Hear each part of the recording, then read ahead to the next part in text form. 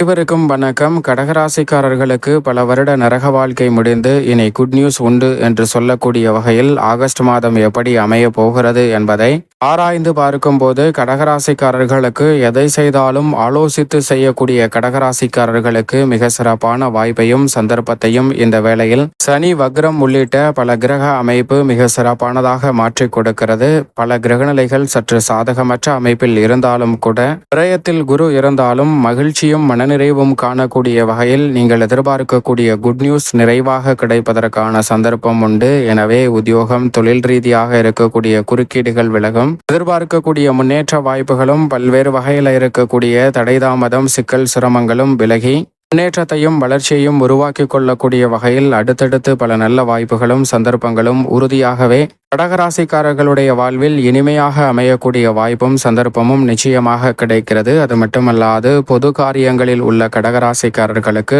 பெயர் புகழ் அதிகரிக்கக்கூடிய வகையில் மிக சிறப்பான சந்தர்ப்பம் கிடைக்க போகிறது. மேலும் இந்த தருணத்தை சாதகமாக மாற்றிக்கொள்ள உறுதியாகவே கடகராசிக்காரர்கள் வாரத்தில் திங்கட்கிழமை விரதமிருந்து அருகாமையில் உள்ள நவகிரக சன்னதி சென்று தீபம் ஏற்றி வழிபாடு செய்யுங்கள். தங்களுடைய வாழ்வில் ஏற்படக்கூடிய தடை தாமதங்கள் விலகி மிக சிறப்பான வளர்ச்சியும் இனி குட் நியூஸ் உண்டு என்று சொல்லக்கூடிய வகையில் பல நன்மை நிறைந்த வாய்ப்புகளும் உறுதியாகவே கடகராசிக்காரர்களை தேடி நிச்சயமாக வரும்.